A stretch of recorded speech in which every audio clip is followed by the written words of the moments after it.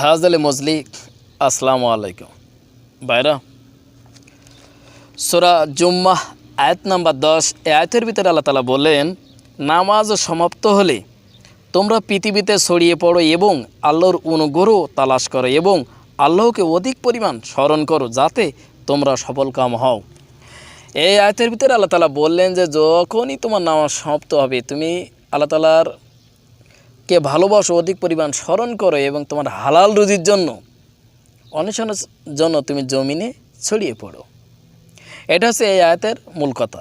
দেখেন ভাইরা, একসময় আল্লাহ রসুল ওনার কন্যা ফাতেমা রাদিয়াল্লাহু আনহার বাড়িতে উনি গেলেন।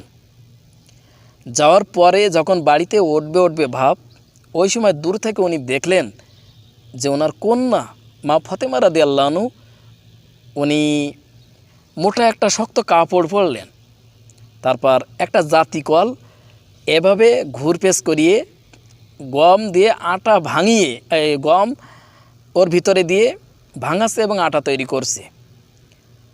এই দৃশ্য আল্লাহ রসুল দেখলেন দূর থেকে যে আজকে আমার মেয়ে কত কষ্ট করছে এবং ওই জাতি কল ঘোরাতে মা ফাতেমা রাদিয়াল্লাহু আনহার হাতে আপনার ক্ষত হয়ে গেছে। ওই অবস্থায় বাচ্চারা দুধ খাওয়ার জন্যই বলছে, ওই অবস্থায় আবার মা ফাতেমা রাদিয়াল্লাহু আনহা উনি ওনার বাচ্চাদের ইমাম হোসেনদের দুধ খাওয়াচ্ছে। এই দৃশ্য দেখে আল্লাহ রসুল চোখ দিয়ে টপ টপ করে পানি পড়ল যে আজকে আমার মেয়ে কত কষ্ট করছে। তারপর উনি কি করলেন, এই যে আটা তৈরি করলেন, এইটা রুটি বানিয়ে প্রতিবেশীদের আবার উনি দিতেন। কি মহব্বত, কি ভালোবাসা। এই যে এই আয়াতের ভিতরে আল্লাহ তাআলা বললেন যে তোমরা আল্লাহ তাআলাকে অধিক পরিমাণ স্মরণ করো এবং হালাল রুজির অন্বেষণের জন্য তোমরা জমিনে ছড়িয়ে পড়ো। যখনই তুমি আল্লাহ তাআলাকে অধিক পরিমাণ স্মরণ করবে, আল্লাহ তাআলা তোমাকে সফলতা অর্জন করাবে। এটা আল্লাহ তাআলার কথা। তা দেখেন ভাইরা, যে মহিলা নারীদের ভেসের ভিতরে সর্দার হবে মা ফাতেমা রাদিয়াল্লাহু আনহা, এটা সবাই আপনারা জানেন। তাহলে এই মহিলা কেন এত কষ্ট করবে, কেন হাতে তার ক্ষত আসবে, অনাহারে 3 দিন 2 দিন 1 দিন এইভাবে কাটাতেন, কেন কাটাবে? যে মহিলাটাকে আল্লাহ তাআলা ভেস্তের ভিতরে সর্দার বানিয়ে রাখবেন, তিনি তো এই জমিনে রাজাবাসার মতন থাকবেন, কেন এত দুঃখ কষ্ট পাবেন? কেন উনি এত দুঃখ কষ্টের ভিতরে থাকবেন? অর্থাৎ কি, ওনার ভিতরে এমন প্রেম, এমন ভালোবাসা ছিল, উনি সর্বদা আল্লাহ তাআলাকে ভালোবাসতেন। ওনার পিতার কথা উনি মানতেন যে আমার পিতা নবী, আজ আমি যদি সমাজে অন্যায় কাজের সাথে জড়িত থাকি, খারাপ কাজের সাথে যদি জড়িত থাকি, আমার কথায় যদি মানুষ সমাজে কষ্ট পায়, আমার কথায় যদি আরেকজন আঘাতপ্রাপ্ত হয়, তাহলে আমাকে গালিগালাজ করবে, সাথে আমার পিতাকে গালিগালাজ করবে। আর আল্লাহ তাআলা বলেছে আমাকে পেতে হলে আমার রাসূলকে আগে ধরো। তাহলে যদি রাসূলকে গালি দেয়, তাহলে সেই গালিকে আল্লাহ তাআলার কাছে লাগবে না? এইখানে মনের ভিতর কতটা আবেগময় ছিলেন যে আমি এমন কিছু করব, এই সমাজের মানুষ আমাকে বলবে যে না, উনি কিছু আল্লাহ তাআলার জন্য করেছে, পিতার জন্য করেছে। ঈমান শব্দের অর্থ হচ্ছে বিশ্বাস। এটা আপনি মুখে বলেন কিন্তু আপনার কাজের সাথে মিল নেই বাস্তবে। ভাই আপনি দেখেন বাস্তবে আপনার কাজের সাথে এটা মিল আছে কি? আপনি বললেন যে আমি আল্লাহ এবং আল্লাহ রসুলের প্রতি ঈমান নিয়ে আসলাম, কালিমা পড়লাম। আপনি যখনই প্রথমে ইসলাম ধর্মের ভিতরে আসবেন, তখনই কিন্তু আপনার এই বিশ্বাসটা নিয়ে আসতে হবে, পরিপূর্ণতা বিশ্বাস। আল্লাহ তাআলা কোরআন মাজিদের ভিতরে আয়াতের ভিতরে বলেছে, হে ঈমানদারগণ, তোমরা পরিপূর্ণভাবে মুসলমান না হয়ে মৃত্যুবরণ করো নাই, কবরের ভিতরে এসো না। এই কথা কেন বললেন? আপনি তো মুখে স্বীকার করলেন যে আমি আল্লাহ তাআলাকে ভালোবাসি, আল্লাহ তাআলার প্রতি ঈমান নিয়ে আসলাম, আল্লাহ তাআলার পয়গম্বরের প্রতি ঈমান নিয়ে আসলাম, নবী রাসূলের প্রতি ঈমান নিয়ে আসলাম। তারপরেও আল্লাহ তাআলা কেন আবার এই আয়াতের ভিতরে বলছে যে পরিপূর্ণ ঈমানদার না হয়ে, মুসলিম না হয়ে, মুসলমান না হয়ে তুমি মৃত্যুবরণ করো না, কবরে এসো না, কারণ কবর কিন্তু তোমাকে ছেড়ে দেবে না। তাহলে এই যে আগ্রহ ঈমানের প্রতি আপনার যদি না থাকে, আপনি মুখে বারবার যদি উচ্চারণ করেন, এটা কিন্তু হবে না। আপনার কল্ব, আপনার হৃদয়ের ভিতরে যদি এই আল্লাহ তাআলার প্রতি মহব্বত না আসে, আল্লাহ তাআলার প্রতি যদি বিশ্বাস না আসে, নবীর দেওয়া কাজ যদি আপনার সাহায্য, আপনার হাত পা অঙ্গ প্রত্যঙ্গে যদি না আসে, তাহলে কি আপনি ইমানদার হতে পারবেন? আল্লাহ রসুলের অনেক হাদিস আছে। আল্লাহ রসুল কত দুঃখের ভিতরে, কষ্টের ভিতরে দিন কাটিয়েছেন। ঠিক একই কায়দায় এখন কিন্তু মা ফাতেমা রাদিয়াল্লাহু আনহা উনিও সেই জীবনযাপন করতেন। আপনার হাদিসের ভিতরে পড়েছেন, মা আয়েশা রাদিয়াল্লাহু আনহা বলেছেন যে আল্লাহ রসুল উনি নিজের জামা সেলাই করতেন, নিজে বাজারে যেতেন, ওনার কোনো দেহরক্ষী ছিল না। তারপর উনি নিজের টুপি সেলাই করতেন, জুতো পরিষ্কার করতেন। তাহলে যে বিশেষ পয়গম্বর, কোরআন মাজিদের ভিতরে বলা হয়েছে যে আল্লাহ রসুল সমস্ত জাতির জন্য রহমত স্বরূপ, তাহলে এই ব্যক্তি কেন নিজে জামা সেলাই করবে? বাজারে যাবে, অবশ্যই তার একজন দেহরক্ষী থাকবে, তারপর অটোমেটিক্যাল তার আশেপাশে লোকজন থাকবে তাকে পাহারা দেওয়ার জন্যে। কিন্তু আল্লাহ রসুলের কিন্তু এরকম কোনো হাদিস আছে যে আল্লাহ রসুল এই ধরনের ব্যবহার করেছে? আল্লাহ রসুল সাধারণ জীবনযাপন করতেন। আপনারা দেখবেন যে নবুয়তের পরে আল্লাহ রসুল খুব কষ্টে জীবনযাপন করেছে। নবুয়তের পরে যখনই আল্লাহ রসুল নবুয়ত দাবি করলেন, তখনই সমাজের আত্মীয় স্বজন সবাই তার শত্রু হয়ে গেল। আবু জেহেল, উতবা, সাইবা শত্রু হয়ে গেল। কেন? আল্লাহ রসুল তাদের কি কোনো অর্থ সম্পদ মেরে কেটে খেয়েছে? আল্লাহ রসুল তাদের কি কোনো ঘরবাড়ি নিয়েছে? না, আল্লাহ রসুল তাদের কোনো স্ত্রীকে নিয়েছে? এসবগুলো নেই নাই। একটাই কারণ ছিল, সেটা কি? আল্লাহ রসুল শুধু বললেন যে আমি নবী, আমি পয়গম্বর, আল্লাহ তাআলার বিশেষ নবুয়ত আমার পরে এসেছে। এই কথাটা বলার সাথে সাথে উতবা, আবু জেহেল, আপনার বিভিন্ন ধরনের কাফেরেরা, এনারা কিন্তু সহ্য করতে পারেননি। কেন পারেননি? এই ক্ষমতা নেওয়ার জন্য। যে আজকে আবু জেহেল বললেন আমি তো সমাজের নেতা হব, আমি শিক্ষিত মানুষ, আমার ভাইপো মুহাম্মদ সে অশিক্ষিত, সে তো কখনো শিক্ষিত না, তাহলে সে কিভাবে নবী হয়? নবী তো আমি হব। আল্লাহ রসুল কি বললেন আবু জেহেলকে? যে তুমি মূর্খের পিতা। একটাই কারণ ছিল, সেটা হচ্ছে ইসলাম ধর্ম গ্রহণ না করার কারণে।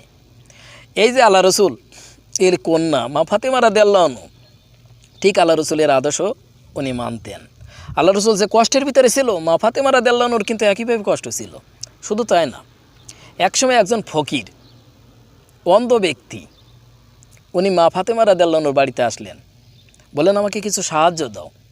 অন্ধ ব্যক্তি, মা ফাতেমা রাদিয়াল্লাহু আনহা ওনার পর্দার ভিতরে থাকলেন। আল্লাহ রসুল জিজ্ঞাসা করলেন যে মাগো, ওই ব্যক্তি তো অন্ধ, তো ওনার সামনে তুমি কেন গেলে না? ও তো তোমাকে দেখতে পারছে না। মা ফাতেমা রাদিয়াল্লাহু আনহা বললেন, বাবা গো, ঠিক আছে উনি অন্ধ, দেখতে পারছে না, কিন্তু ওনার নাক তো ভালো আছে।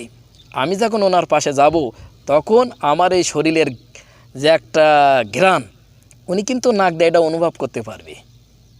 এই জন্য ওনার সামনে যাব না। তা দেখেন পারে কত ইমানি পাহাড়, কত ইমানি শক্তি কলবের ভিতরে ওনার ছিল। একটি অন্ধ ব্যক্তি ওনার সামনে আসলেন, তারপরে উনি যাচ্ছে না। আজ বর্তমান সমাজে দেখবেন যে আমাদের এই সমাজে বা আমাদের এই আশেপাশে আমাদের মা বোনেরা কোনো স্বামীকে রেসপেক্ট করে না, সম্মান করে না, এবং তাদের কথা এত খারাপ, এত বিভিন্ন ধরনের মিশ্রণ, গালিগালাজ, সেটা সমাজের বাইরে। যদি এটা আপনি ভালোভাবে দেখে করে, তাহলে এটা আপনি বুঝতে পারবেন। একটি স্ত্রীর কর্তব্য হচ্ছে যে তার স্বামীর নিচে থাকা। কেন আপনি স্বামীর উপরে যাবেন? আপনি স্বামীকে যদি ভালোভাবে গ্রহণ না করেন, তাহলে আপনার ইবাদত ইচ্ছা সব নষ্ট হয়ে যাবে।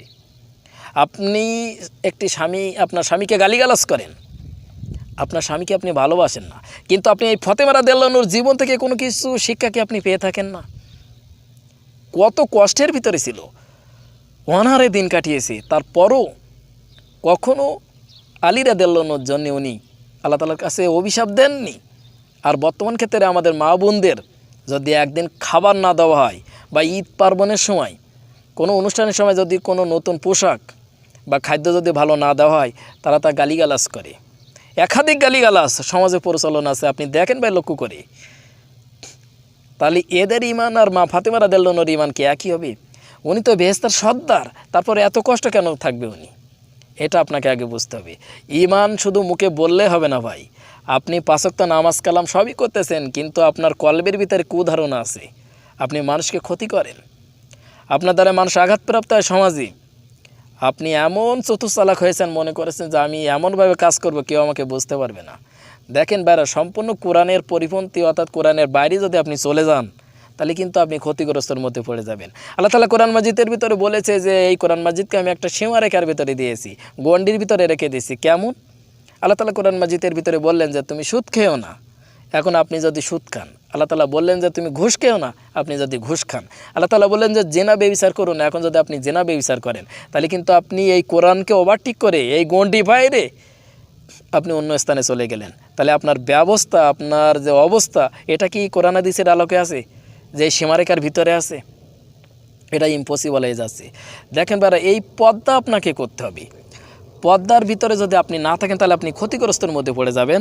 সূরা আযাব আয়াত নম্বর 53, এইখানে আল্লাহ তাআলা বললেন, যখন তোমরা তাদের নিকট কিছু চাইবে, পর্দার অন্তরাল থেকে চাইবে, এবং বিধান তোমাদের ও তাদের হৃদয়ের জন্য অধিক পবিত্র। এই যে আল্লাহ তাআলা বললেন কোরআন মাজিদের ভিতরে যে তুমি পর্দার ভিতর থেকে চাবে এবং পর্দা মেনটেন করে চলতে হবে। এইখানে দেখেন মা ফাতেমা রাদিয়াল্লাহু আনহা, উনি ইচ্ছা করলে ওই অন্ধ ব্যক্তির সামনে আসতে পারতেন, কিন্তু উনি আসলেন না। কারণ কি? উনি ওনার ইমানি শক্তি এমন ছিল যে আমি তো আল্লাহ তাআলাকে ভালোবাসি, আল্লাহ তাআলাকে বিশ্বাস করি, তাহলে কেন আমি তার সামনে যাব? দেখেন ভাইরা, আপনি নিজেকে পরিপূর্ণতা তখনই করতে পারবেন যখনই আপনার কলবের ভিতরে ইমানি শক্তি আসবে। এই কল্প সম্পর্কে ভাই আমি আমার অন্য ভিডিওতে আলোচনা করেছি, সেইখানে যদি আপনি দেখেন বিস্তারিত একটি ধারণা পাবেন। ভাইরা, সূরা বাকারা আয়াত নম্বর 254, এই আয়াতের ভিতরে আল্লাহ তাআলা বললেন, হে মুমিনগণ, আমি তোমাদের যা বা যে রিজিক দিয়েছি তা থেকে ব্যয় করো। আল্লাহ তাআলা এই আয়াতের ভিতরে বললেন যে আমি তোমাদেরকে যে রিজিক দিয়েছি, যে সম্পদ দিয়েছি, তা থেকে তোমরা ব্যয় করো। দেখেন, আমরা নিজেরাই মনে করি যে সম্পদ আল্লাহ তাআলা আমাকে দিয়েছে, এগুলো আমার সম্পদ, এগুলো আমি আর কাউকে দিব না। কিন্তু এই সম্পদ আল্লাহ তাআলা আপনার কাছে দিলেন কী জন্য? আমানত হিসেবে আপনি কোন রাস্তায় ব্যয় করেন। আপনার প্রচুর অর্থ সম্পদ আছে, এই অর্থ সম্পদ খেয়ে শেষ করে কি আপনি দুনিয়া থেকে বিদায় নিতে পারবেন? এমন গ্যারান্টি আপনি লিখে দিতে পারবেন? এটা ভাই আপনি পারবেন না। কারণ কি? সম্পদ, এই যা কিছু দেখছেন, সব কিছুর মালিক কিন্তু আল্লাহ তাআলা। আপনি ক্ষণস্থায়ী এই দুনিয়াতে এসেছেন অল্প সময়ের জন্য, তারপরে এই দুনিয়া থেকে আপনাকে আবার বিদায় নিতে হবে। তাহলে যে সম্পদ আপনাকে আল্লাহ তাআলা দিয়েছে, এই সম্পদ কেন আপনি আল্লাহ তাআলার রাস্তায় ব্যয় করেন না? এই সম্পদ থেকে সব যে ব্যয় করেন, এটাকেও কিন্তু বলছি না। আল্লাহ তাআলা এই আয়াতের ভিতরে বলছে যে রিজিক তোমাকে দিয়েছে তার থেকে ব্যয় করো, তার থেকে ব্যয় করো। বুঝতে হবে এটা। দেখেন ভাইরা, দানশীলতা কী?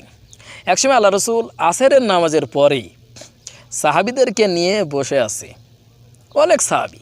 এই সময় একজন অপরিচিত লোক আসলেন, একজন বৃদ্ধ লোক আসলেন, এসে বলেন যে ইয়া রাসূলুল্লাহ, আমাকে কিছু দান করেন, আমি অসহায় গরিব মানুষ, পেটে খাবার নাই, বা কিনেও যে খাবো এমন টাকা পয়সা আমার নাই, আপনি আল্লাহ রসুল আমাকে কিছু দান করেন। আল্লাহ রসুল বললেন, তা আমার কাছে দেওয়ার মতো তেমন কিছু নাই, তবে এক কাজ করো, তুমি আমার মেয়ে মা ফাতেমা রাদিয়াল্লাহু আনহার বাড়িতে তুমি চলে যাও। বলেন, তো আমি তো ফাতেমা রাদিয়াল্লাহু আনহার বাড়ি চিনি না। আল্লাহ রসুল একজন সাহাবিকে পাঠিয়ে দিলেন, বলেন যে এই সাহাবির সাথে যাও, এই তোমাকে ওই বাড়িতে নিয়ে যাবে। তখন ওই সাহাবি ওই বৃদ্ধ লোকটিকে নিয়ে গেলেন। যাওয়ার পরে সাহাবি চলে আসলেন। ওই বৃদ্ধ লোকটি মা ফাতেমা রাদিয়াল্লাহু আনহার বাড়িতে গিয়ে সালাম পেশ করলেন, উনি সালামের উত্তর দিলেন, সালাম গ্রহণ করলেন। তারপরে এই বৃদ্ধ লোকটি বললেন, মা গো, আমি অসহায় গরিব মানুষ, আমার পেটে খাবার নাই, আমি যে খাবার অন্য জায়গা থেকে কিনে নিয়ে আসবো এরা এমন টাকা পয়সাও নেই, মা আপনি আমাকে কিছু দান করুন। এদিকে মা ফাতেমার বাড়িতে ওই দিন কি 3 দিন কোনো খানা জোগাড় করতে পারেননি। 3 দিন ওনার চুলায় আগুন জ্বলেনি, রান্না করবে এমন কিছু নাই। এটা আল্লাহ রসুল জানতেন, যে আমার মেয়ে এই 3 দিন না খেয়ে আছে, তারপরও কেন আল্লাহ রসুল ওই বৃদ্ধ লোকটিকে ওনার মেয়ের বাড়িতে পাঠালেন? কি মহব্বত, কি ভালোবাসা! উনি জানে যে আমার মেয়ের বাড়িতে গেলে কোনো সমস্যা হবে না, অবশ্যই আল্লাহ তাআলা একটা ব্যবস্থা ইনশাআল্লাহ করে দেবে। দেখেন আল্লাহর রসুল উনি কিন্তু ওইখানে আল্লাহ তাআলার কাছে দোয়া করলে হয়ে যেত, কিন্তু উনি দোয়া চেয়েছেন। উনি বলেন যে আমার মেয়ের বাড়িতে চলে যাও। এই অসহায় লোকটির কথা শুনে মা ফাতেমা রাদিয়াল্লাহু আনহা উনি বললেন, এখন আমি কি করি, আমার বাড়িতে দেওয়ার মতন তেমন কিছু নেই। তো উনি বললেন যে আমার একটা জায়নামাজের পাটি আছে, এটা তুমি নিয়ে যাও, এটা যদি অন্য কোথাও বিক্রি করো একটা ভালো পর্যায়ের টাকা পয়সা তুমি পাবে, ওইটা নিয়ে তুমি জীবনযাপন শুরু করো, ওইটা দিয়ে কিছু খেয়েও। তারপর একটি জায়নামাজের পাটি ওনার হাতে উঠাইয়ে দিলেন। কি ব্যবহার ভাই! বাড়িতে কিছু নেই, একজন লোক, অসহায় লোক এসেছে, তার দুঃখের কথা শুনে জায়নামাজের পাটি উঠাইয়ে দিলেন। আর বর্তমান ক্ষেত্রে এমন অনেক সম্পদ আছে, কোনো অসহায় মানুষ যদি আমার বাড়িতে আসে, ভিক্ষে দেওয়া তো দূরের কথা, তাকে গালিগালাজ করি, তার দিকে তাকায় না, যে আমার বাড়িতে দূরা দূরা বাইরা, এইভাবে আমরা বলে থাকি। কেন ভাই? ঈমান শুধু আপনি বললেই হবে না, আল্লাহ তাআলার প্রতি আপনার বিশ্বাস আছে?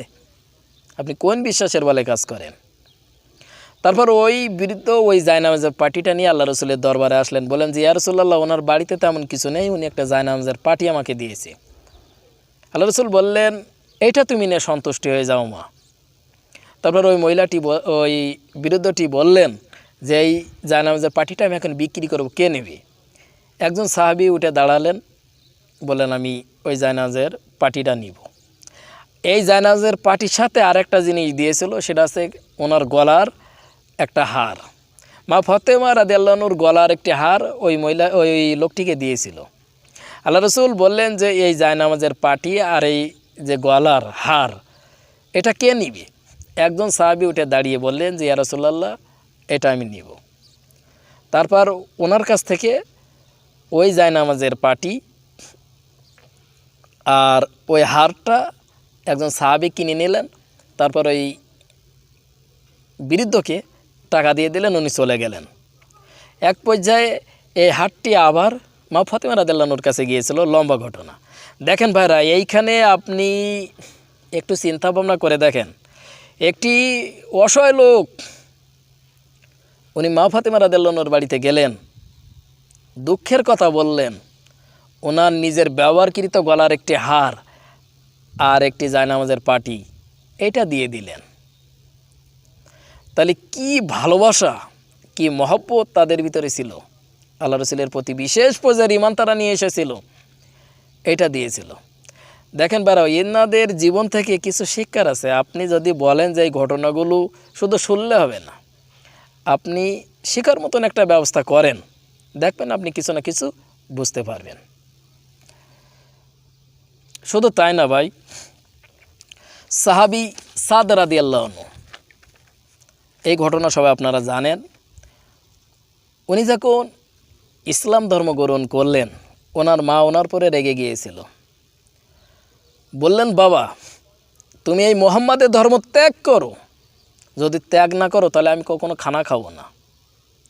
সাদ রাদিয়াল্লাহু আনহু বললেন, মাগো তুমি যদি খানা না খাও তাও আমার কোনো অসুবিধা নেই, একবার না যদি 100 বারেরও যদি না খেয়ে থাকো তাও আমি মুহাম্মাদের ধর্ম থেকে ফিরে আসব না।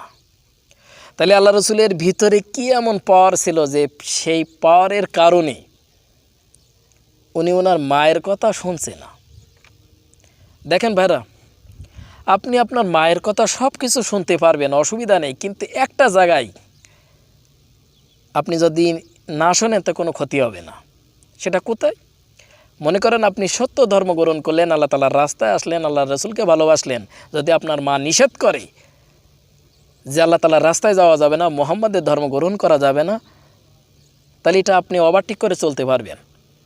আপনার মায়ের কথা যদি আপনি না শোনেন এইখানে, তো কোনো আপনার গুনাহ হবে না।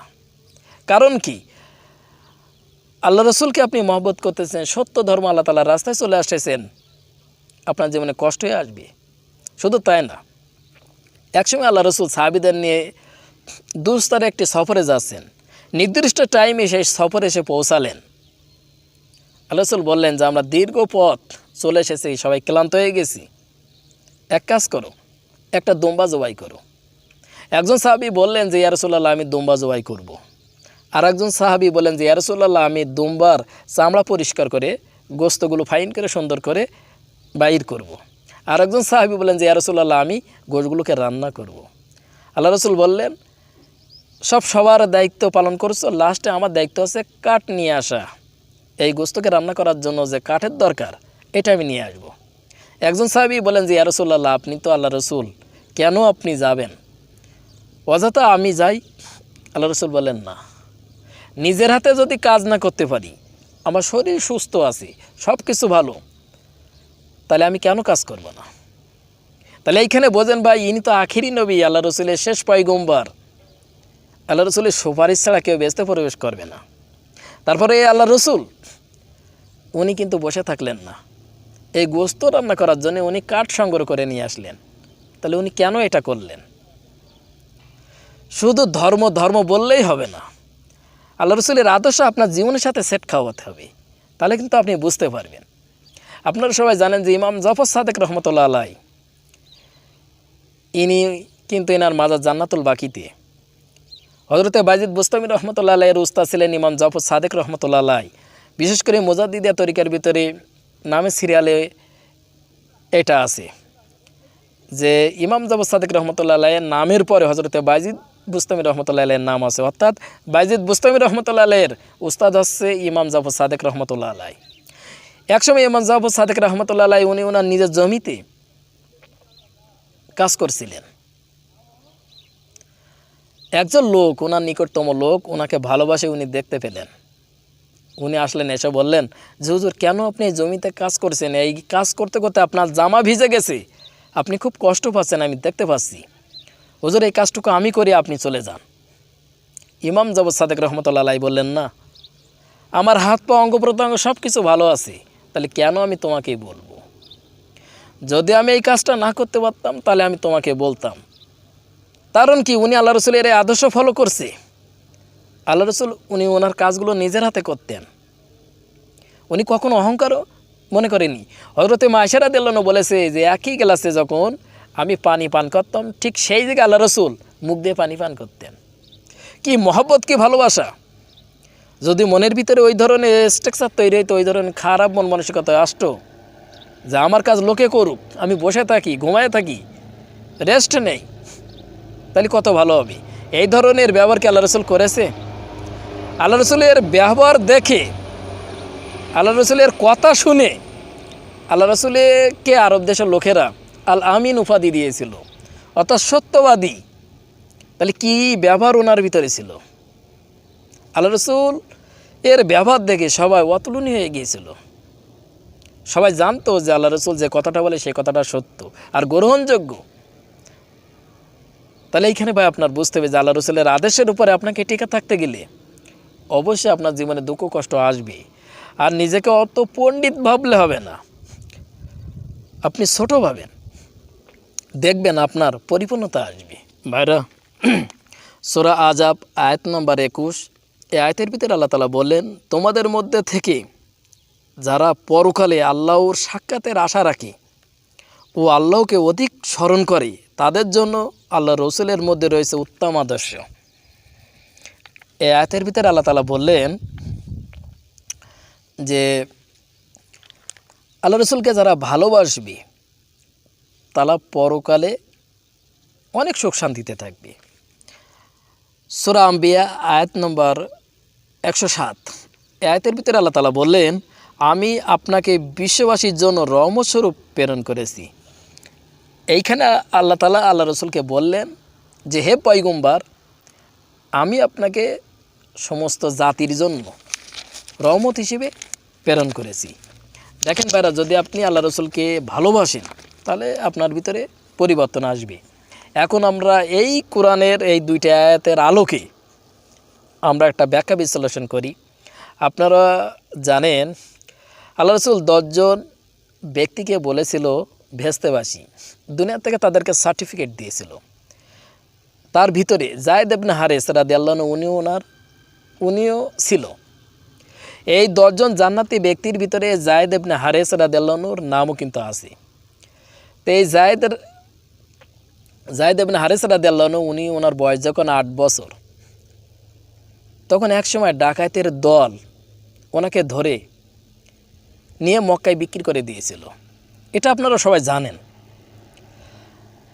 এই যায়েদ রাদিয়াল্লাহু আনহুকে ক্রয় করেছিল খাদিজা রাদিয়াল্লাহু আনহুর একজন নিকটতম আত্মীয়। তিনি যায়েদ রাদিয়াল্লাহু আনহুকে ক্রয় করে নিয়ে গেছিলেন, কারণ যায়েদ রাদিয়াল্লাহু আনহুর চেহারা দেখতে সুন্দর ছিল, মেধাবী ছিল, স্মরণশক্তি ছিল, অনেক ভালো পর্যায়ের জ্ঞান তার ভিতরে ছিল। ওই ব্যক্তি এই যায়েদ ইবনে হারেস রাদিয়াল্লাহু আনহুকে ক্রয় করে উনি খাদিজা রাদিয়াল্লাহু আনহুকে বললেন, আমি তোমার জন্য একটি দাস নিয়ে এসেছি, এই দাসটি দেখতে সুন্দর, সব কিছু ভালো, তুমি একে গ্রহণ করতে পারো। খাদিজা রাদিয়াল্লাহু আনহু তখন কিন্তু ওই অন্য কোনো মন মানসিকতা ছিল না, উনি এই দাসকে নিয়ে নিলেন। এক পর্যায়ে যখনই আল্লাহ রসুলের সাথে বিয়ে হয়েছিল, আল্লাহ রসুলকে বললেন যে তোমাকে হাদিয়া স্বরূপ আমি এই যায়েদ ইবনে হারেসকে তোমাকে দিয়ে দিলাম, সে সবসময় তোমার সাথে ওঠা বসা করবে, তোমার দেখাশোনা করবে। আল্লাহ রসুল খুব খুশি হলেন। যায়েদ ইবনে হারেস উনি আল্লাহ রসুলের সংস্পর্শে থাকতেন, আল্লাহ রসুল থেকে বিভিন্ন কথা উনি গ্রহণ করতেন, আল্লাহ রসুল ওনাকে অনেক উপদেশ দিতেন। এভাবে চলতে থাকে। অপরদিকে যায়েদ ইবনে হারেসের পিতামাতা যায়েদকে আর খুঁজে পাচ্ছিল না। ওই গ্রাম থেকে কিছু লোকজন মক্কায় ব্যবসার উদ্দেশ্যে এসেছিল। ওনারা এসে দেখে যে যায়েদ ইবনে হারেস মক্কায় বসবাস করছে খুব সুন্দরভাবে। ওনার ওই প্রতিবেশী লোকজন ওনারা গিয়ে যায়েদ ইবনে হারেসের পিতাকে বলল যে তোমার সন্তানকে মক্কায় দেখেছি আমরা। ওই সময় যায়েদ ইবনে হারেসের পিতা এবং চাচা দুইজনা এই মক্কায় চলে আসলেন, এসে আল্লাহ রসুলের সাথে দেখা করলেন। আল্লাহ রসুল বললেন, যায়েদ ইবনে হারেসকে বললেন, এই দুই ব্যক্তি কে? তো উনি বললেন যে আমার পিতা এবং চাচা। তো ওনার পিতা বললেন যে যায়েদ, আমি তোমাকে অনেক আগে থেকে হারিয়েছি, মনের ভিতরে কষ্ট, আজ তোমাকে পেয়েছি, তুমি আমার সাথে বাড়ি চলো। ওনার চাচাও আগ্রহ করলেন। আল্লাহ রসুল বললেন, দেখো যদি যায়েদ যেতে চায় তা আমার কোনো দাবি নাই, যদি সে বলে যে আমি বাড়িতে চলে যাব তাহলে তাকে নিয়ে যেতে পারো, কোনো সমস্যা নাই। আর যদি বলে যে যাব না, যদি এখানে থাকতে চাই তাও সেটা ভালো। এখন এই পরামর্শটা তোমরা যায়েদের সাথে করো, সে যদি রাজি হয় তাহলে কোনো সমস্যা নেই, সে যেটাই করবে সেইটা আমি মেনে নিব। তখন ওনার পিতা এবং চাচা যায়েদ ইবনে হারেসকে বললেন যে খোকা চল বাড়ি চল, অনেক দিন তুই থাকিস নি, আমরা সব তোর জন্য টেনশনে আছি, কষ্ট পাচ্ছি, তুই বাড়িতে চল। উনি এক কথায় উত্তর দিলেন, না আমি এখন আর বাড়িতে যাব না। ওনার পিতা চিজে হয়ে গেলেন যে খোকা তুই কী কথা বলিস, অনেক দিন তোর পর পেয়েছি তোকে, তুই আমার সাথে বাড়ি যাবি না? বললেন না। তখন আল্লাহ রসুল বললেন, আমি তাকে জোর করব না, সে যদি যেতে চাই তে নিয়ে যাও, আর যদি না যেতে চাই তারপর আমি জোর করব না। তখন ওনার পিতা বুঝতে পারলেন যে আমার সন্তান আল্লাহ রসুলের মহব্বতে পড়ে গেছে। ওনার পিতা 2 চোখের পানি ছেড়ে দিয়ে বললেন, যায়েদ আর তোকে জোর করব না, আমি পিতা এসেছিলাম তোকে নিয়ে যাওয়ার জন্য, তো তুই যখন গেলি না, আমার চাইতে সুখ যখন এইখানে আসে, তাহলে তুই আল্লাহ রসুলের সাথেই থাক, আমি আর অভিমান করব না। তারপর যায়েদ ইবনে হারেসের পিতা এবং চাচা দুইজনা চলে গেলেন। আল্লাহ রসুল ওই সময় মক্কা ঘরে গিয়ে সাক্ষ্য দিলেন যে আজ থেকে যায়েদ আমার সন্তান। দেখেন বেড়া, এইখানে আপনি বোঝেন নিজের পিতা এবং চাচা এসেছে অনেক দিন পর, তারপর ওনাদের সাথে উনি গেলেন না। তাহলে আল্লাহ রসুলের ভিতরে ইনি কী পেলেন? এই যে আল্লাহ রসুলের ভিতরে ইনি কী পেলেনটা কি? এই যে কোরআন মাজিদের ভিতরে আল্লাহ তাআলা বললেন, সূরা আযাব আয়াত নম্বর 21, এইখানে আল্লাহ তাআলা বললেন, তোমাদের মধ্যে থেকে যারা পরকালে আল্লাহর সাক্ষাতের আশা রাখে ও আল্লাহকে অধিক স্মরণ করে, তাদের জন্য আল্লাহর রসুলের মধ্যে রয়েছে উত্তম আদর্শ। যারা আল্লাহ রসুলকে ভালোবাসে, আল্লাহ রসুলকে রেসপেক্ট করে, সম্মান করে, এবং পরকালকে বিশ্বাস করে, তাহলে অবশ্যই আল্লাহ রসুলের বিষয়ে উত্তম আদর্শ রয়েছে। এই আদর্শকে তুমি ফলো করো। এই যে সূরা আম্বিয়া আয়াত নম্বর 107, এইখানে আল্লাহ তাআলা কী বললেন? আমি আপনাকে বিশ্ববাসীর জন্য রহমতস্বরূপ প্রেরণ করেছি। এই আয়াতের ভিতরে আল্লাহ তাআলা বললেন, হে মুহাম্মদ, আমি আপনাকে বিশ্ববাসীর জন্য রহমতস্বরূপ প্রেরণ করেছি। তো যায়েদ ইবনে হারেস উনি আল্লাহ রসুলের এই অবস্থাটা বুঝতে পেরেছিলেন। উনি দেখলেন যদি আল্লাহ রসুলের সংস্পর্শে থাকি তাহলে তো আমি আল্লাহ তাআলাকে পেয়ে গেছি, আর আল্লাহ তাআলাকে পাওয়া মানে আমি কিন্তু জান্নাতে চলে গিয়েছি। আর যদি পিতার সাথে চলে যাই তাহলে আর কখন আল্লাহ রসুলের সাথে দেখা হতেও পারে, না হতে পারে। হয়তো যদি আমার বাড়িতে মৃত্যুবরণ হয়ে যায় তাহলে তো আমি আল্লাহ রসুল থেকে দূরে সরে গেলাম। তাহলে কতটা ভালোবাসা আল্লাহ রসুলের প্রতি ওনার ছিল, উনি সব কিছু ত্যাগ করে আল্লাহ রসুলের সাথে থেকে গেলেন। দেখেন ভাইরা, শুধু ভালোবাসা মুখে বললে হবে না, আপনার বাস্তব ক্ষেত্রে দেখাতে হবে। কোরআন হাদিসের পরে আপনি কতটুকু গ্রহণযোগ্য, কতটুকু ভালোবাসা আপনার আসতে, এটা আপনাকে দেখাতে হবে। শুধু আপনি মুখে বলতেছেন যে আমি আল্লাহ রসুলকে ভালোবাসি, আল্লাহ রসুলকে ভালোবাসি। দেখেন ভাইরা, একসময় আল্লাহ রসুল এক যুদ্ধে যাবে, প্রতিমধ্যে একজন মহিলার সাথে দেখা হলেন। এই মহিলার কোলে একটা বাচ্চা ছিল। উনি আল্লাহ রসুলকে বলেন যে, ইয়া রাসূলুল্লাহ, আমি শুনতে পেয়েছি যে আপনি যুদ্ধে যাচ্ছেন, কিন্তু আমার এই বাচ্চাটাকে আপনার সাথে নিয়ে যান। দুধে বাচ্চা, দুধ খায়। আল্লাহ রসুল বললেন যে এই দুধে বাচ্চা, দুধ খাওয়া বাচ্চা, এটা নিয়ে আমি কি করব। ওই মহিলাটি উত্তর দিলেন যে, ইয়া রাসূলুল্লাহ, যখনই কাফেররা আপনাকে আঘাত করবে সামনের থেকে আমার বাচ্চাটাকে সামনে রাখবে। ক্ষত বিখ্যাত আমার সন্তানটা হোক, যেন আপনার কোনো ক্ষতি না হয়। যখনই পিছন থেকে কোনো কাফের আপনাকে আঘাত করবে তখনই আমার এই বাচ্চাটা পিছনে আপনি রাখবেন, তারপরে যেন সব কিছু আপনার জন্য কোনো ক্ষতি নাই। এভাবে আপনার চারপাশে যখনই কাফেরেরা আপনাকে আঘাত করবে তখনই আমার এই বাচ্চাটাকে আপনি রাখবেন। আল্লাহ রাসূল 2 চোখের পানি ছেড়ে দিয়েছিল, বলেছিল যে, মা তুমি কি কথা বলো, তুমি এতটা আমাকে ভালোবাসো যে তোমার দুধে বাচ্চা সন্তানের চাইতে তুমি আমাকে বেশি মহব্বত করো। এই জন্য একসময় ওমর ফারুক রাদিয়াল্লাহু আনহু আল্লাহ রসুলকে বলেছিল যে, ইয়া রাসূলুল্লাহ, আমি আপনাকে ভালোবাসি। আল্লাহ রসুল বলেন, তুমি ততক্ষণ পর্যন্ত ঈমানদার হতে পারবে না যতক্ষণ পর্যন্ত তোমার জীবনের চাইতে আমাকে অধিক পরিমাণ মহব্বত না করবে। ঠিক এই হাদিসটা এইখানে আপনি মানিয়ে দেখেন। এই মহিলা ওনার সন্তানের চাইতে, ওনার জীবনের চাইতে আল্লাহ রসুলকে বেশি মহব্বত করেছিল। এই জন্য আল্লাহ রসুল তার জন্য দোয়া করেছিল। তা দেখেন ভাইরা, আল্লাহ রসুলের মহব্বত আপনি মুখে শুধু প্রকাশ করেন, বই কিতাবে পড়েন, কিন্তু আপনার হৃদয়ের ভিতরে আসে না, কলবের ভিতরে আসে না, সেই শক্তি নাই। এখন তো সেই আল্লাহ রসুল নাই, সাহাবিনার নাই, তাবিনা, লাস্ট পর্যায়ে এসেছে কি কামেল মোকামেল মুর্শিদ, যিনি আধ্যাত্মিক জগতের ক্ষমতা সম্পন্ন ব্যক্তি। কোরআন এবং হাদিসের আলোকে থাকি, ওনার সঙ্গে স্পর্শে আসতে হবে। এই সম্পর্কে আমার অন্য ভিডিও আছে, সেগুলো যদি আপনি দেখেন তাহলে বুঝতে পারবেন।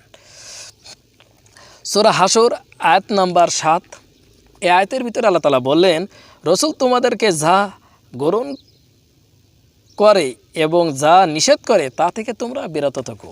এই আয়াতের ভিতরে আল্লাহ তাআলা বললেন যে আল্লাহ রসুল তোমাদেরকে যেটা গ্রহণ করতে বলে সেটা তোমরা গ্রহণ করো, আর যেটা নিষেধ করে তা থেকে তোমরা বিরত থাকো, তাহলে অবশ্যই তোমাদের ভিতরে শান্তি আসবে, কল্যাণ আসবে।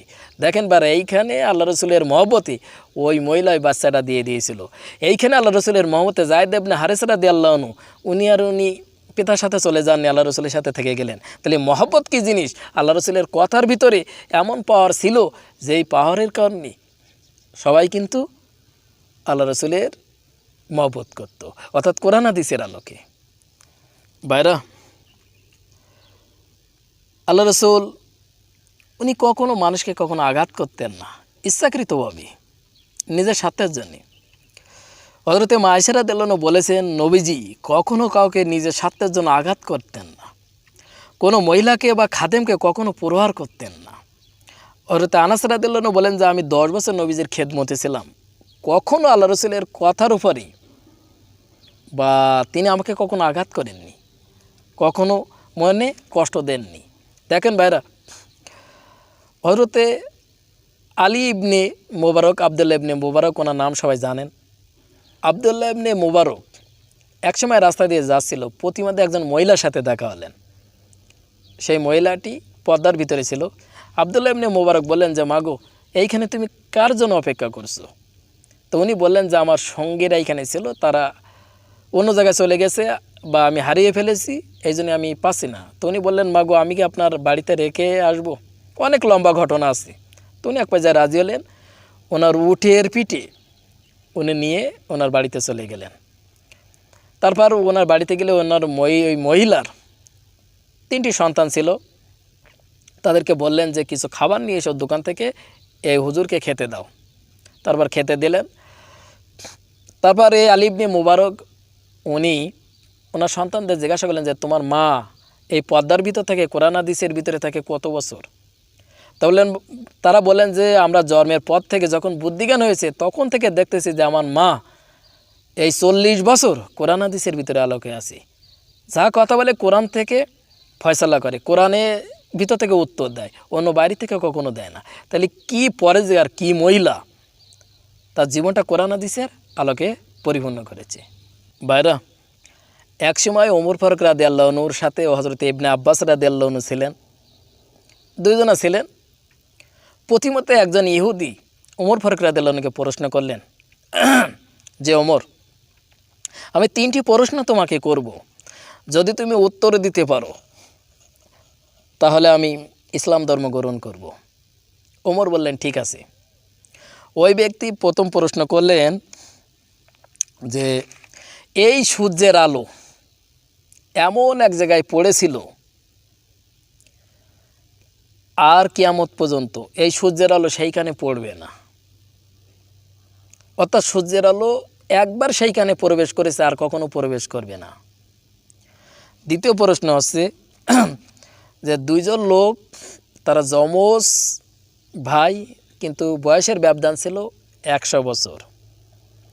3 নম্বর প্রশ্ন হচ্ছে যে এমন একজনের কবর, অর্থাৎ মুদ্দার, তার ভিতরে এই কবরের ভিতরে একজন মুদ্দারকে রাখা হয়েছিল, সেই কবর এই মুদ্দারকে বাহির করে দিয়েছিল, রাখে নাই। এই 3টি প্রশ্নের উত্তর যদি তুমি দিতে পারো তাহলে আমি ইসলাম ধর্ম গ্রহণ করব। পাশে ছিলেন হযরতে ইবনে আব্বাস রাদিয়াল্লাহু আনহু, ওনার বয়স ছিল সেই সময় 12 বছর। উনি বললেন যে আমিরুল মুমিন, যদি আপনি কিছু মনে না করেন তাহলে এনার 3টি প্রশ্নের উত্তর আমি দিতে পারি। ওমর ফারুক রাদিয়াল্লাহু আনহু বললেন, হ্যাঁ বলো। পৃথিবীর সবচেয়ে বড় মুফাসসির, বিখ্যাত মুফাসসির আছে হযরতে ইবনে আব্বাস রাদিয়াল্লাহু আনহু। হযরতে ইবনে আব্বাস রাদিয়াল্লাহু আনহু সম্পর্কে আমি আমার অন্য ভিডিওতে আলোচনা করেছি, আবার অনেক ভিডিও আছে তার ভিতরে আলোচনা করেছি, আপনারা যদি দেখেন তাহলে বুঝতে পারবেন। তো এই হযরতে ইবনে আব্বাস রাদিয়াল্লাহু আনহু বললেন যে ভাই ইহুদি, একসময় মুসা আলাইহিস সালাম উনি যখন ফেরাউনের কাছে দাওয়াত দিলেন, ফেরাউন অস্বীকার করেছিল, মানে নাই।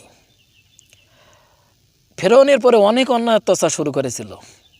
আল্লাহ তাআলার নির্দেশে হযরতে মুসা পয়গম্বর উনি যখন হিজরত করবে, নীল নদ যখন পার হবে, তার আগে ওনার পরে যারা ঈমান নিয়ে এসেছিল তাদেরকে সবাই একত্রিত করে রাতের আধারে উনি চলে যাচ্ছিল।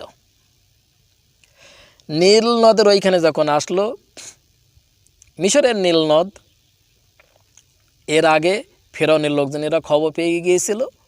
ফেরাউন তাদের পিছনে পাল্টা ধাওয়া শুরু করলেন, আসতে শুরু করলেন।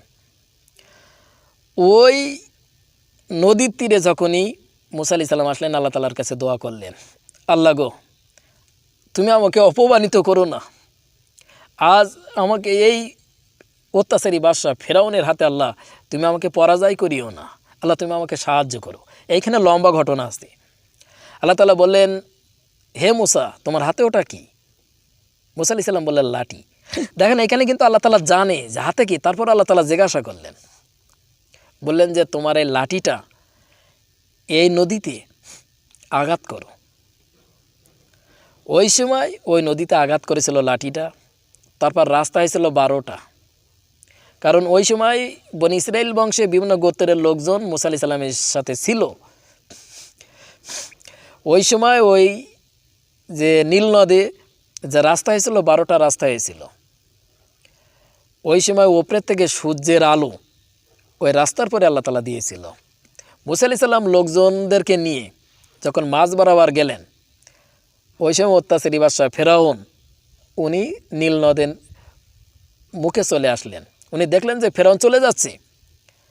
তখন উনি ওনার সঙ্গীদের বললেন যে এই রাস্তার ব্যবস্থা আমি করেছি, তোমরা সবাই নামো আগে, তারপর পরে আমি নামতেছি। কারণ ফেরাউন তো জানে যে এই রাস্তা আমি তো বানাইনি, কিন্তু উনি ধোঁকা দিচ্ছেন মানুষদের। সবাই লোকজন, ফেরাউনের লোকজন, ফেরাউন সহ যখন রাস্তার ভিতরে চলে গেল, মাঝ বরাবর গেল, তখন অপর সাইডে মুসা আলাইহিস সালাম উনি ওনার সঙ্গীদের নিয়ে অপর প্রান্তে পৌঁছে গেলেন, ওপরে স্থলে উঠে গেলেন। ওই সময় আল্লাহ তাআলার নির্দেশে মুসা আলাইহিস সালাম ওই লাঠিটাকে আবার ধরলেন। তখন ওইখানে ওই যে রাস্তা হয়েছিল সব আবার নদীতে ডুবে গেলেন। নীল নদের ওতে ভাঙচুর হয়ে চুরমার হয়ে ভেঙে চলে গিয়েছিল। কিন্তু এইখানে মুসা আলাইহিস সালাম যাওয়ার সময় যে রাস্তা হয়েছিল, সূর্যের আলো একদম ওই নীল নদের নিচে প্রবেশ করেছিল।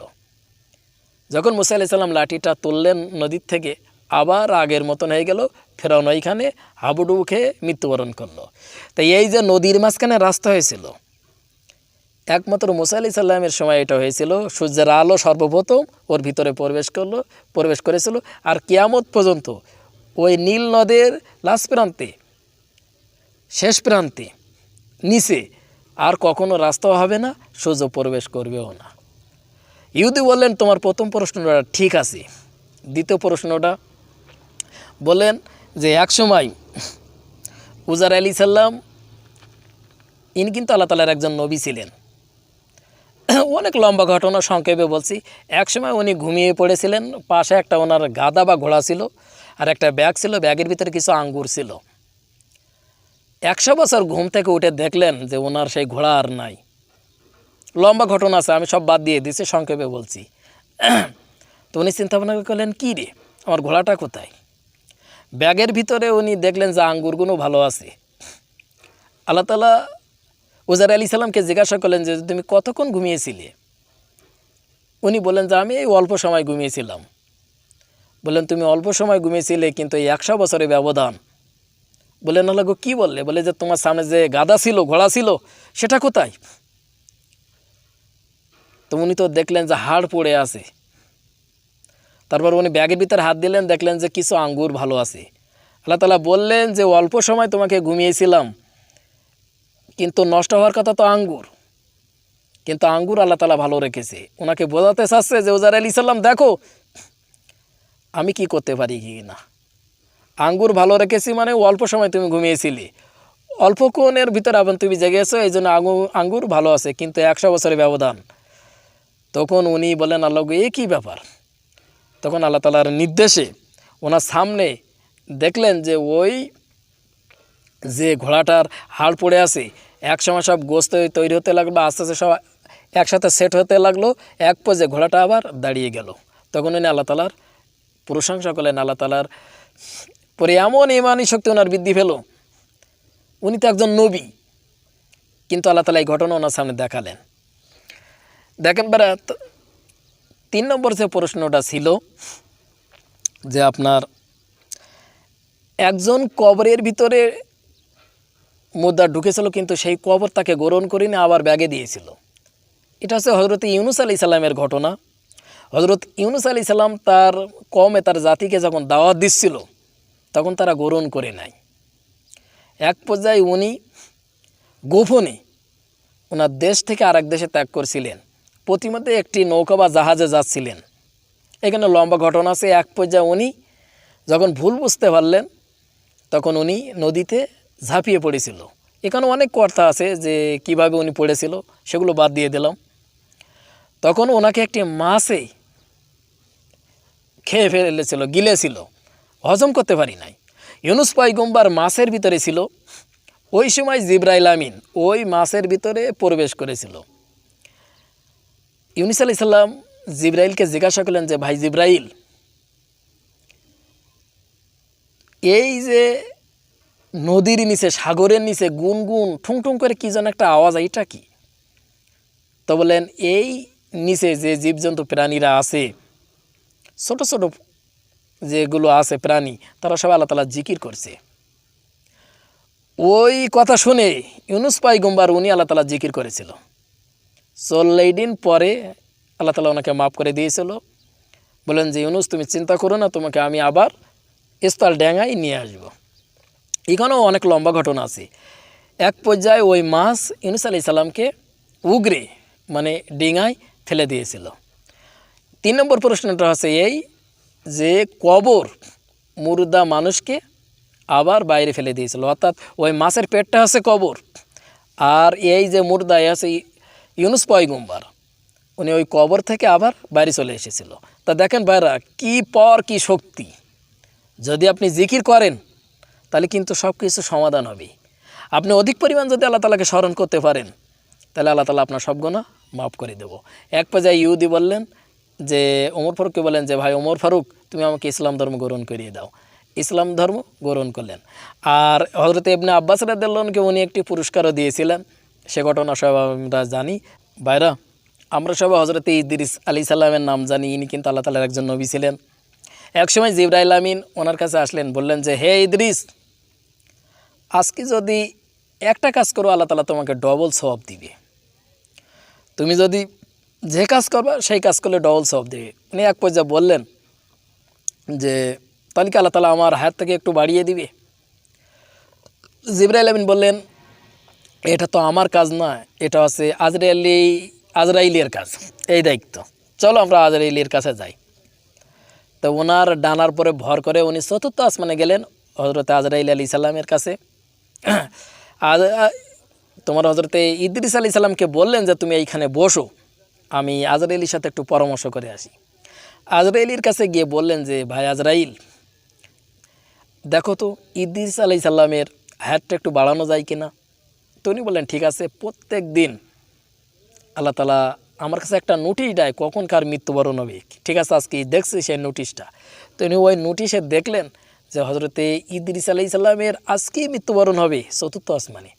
উনি তার চিজে গেলেন, বলেন যে দেখো ভাই, হযরতে ইদ্রিস আলাইহিস সালামের মৃত্যু হবে চতুর্থ আসমানে, এই খাতার ভিতরে লেখা আছে, আল্লাহ তাআলা আমার কাছে পাঠিয়েছে, তাহলে তো উনি আর হায়াত পাবে না। তাই এইখানে আপনি দেখেন যে মৃত্যু কি জিনিস। মৃত্যু আপনার যেখানে থাকে সেখানে আপনাকে নিয়ে যাবেই, পায়ে হেঁটে হলেও। সূরা নাহল আয়াত নাম্বার 61, এইখানে আল্লাহ তাআলা বললেন নির্ধারিত সময় যখন তাদের মৃত্যু এসে যায় তখন এক মুহূর্ত সে বিলম্ব কিংবা ত্বরান্বিত করতে পারবে না, তার মৃত্যু অবশ্যই হবেই। সূরা ইমরান আয়াত নম্বর 144, এইখানে আল্লাহ তাআলা বলেন আল্লাহর হুকুম ছাড়া কেউ মরতে পারে না। এইখানে আল্লাহ তাআলার হুকুম এসে গেছে, সে মৃত্যুবরণ করবেই। সূরা ইউনুস আয়াত নম্বর 56, এইখানে আল্লাহ তাআলা বললেন আল্লাহর জীবন ও মরণ দান করেন এবং তার কাছে ফিরে যেতে হবে। দেখছেন, মৃত্যু যখন যার যেখানে হবে সেখানে আল্লাহ তাআলা তাকে নিয়ে যাবেই, যে কোনো পর্যায়ে হোক। সূরা ইমরান আয়াত নম্বর 102, এইখানে আল্লাহ তাআলা বললেন মুসলমান না হয়ে মৃত্যুবরণ করো না। দেখেন ভাইরা, সূরা আরাফ আয়াত নম্বর 34, এইখানে আল্লাহ তাআলা বললেন যখন তাদের মৃত্যু আসবে এবং এক মুহূর্ত আগে পিছু করতে পারবে না। অতএব এইখানে হযরতে ইদ্রিস আলাইহিস সালামের মৃত্যু হবে, হযরতে জিবরাইল আমিন তাকে নিয়ে আসলেন। তাহলে এইখানে আজরাইল আশ্চর্য হয়ে গিয়েছিল যে হযরতে ইদ্রিস আলাইহিস সালামের মৃত্যু হবে চতুর্থ আসমানে, কিন্তু উনি দুনিয়া থেকে এইখানে কিভাবে আসবে, এক পেজে উনি বুঝতে পারলেন। তাহলে ঘটনাটা ভাই কি দেখেন, মৃত্যু যখন আপনার হবে, এই কোরআনের আয়াতের ভিতরে আছে, তখন অবশ্যই আপনাকে সেইখানে নিয়ে যাবেই।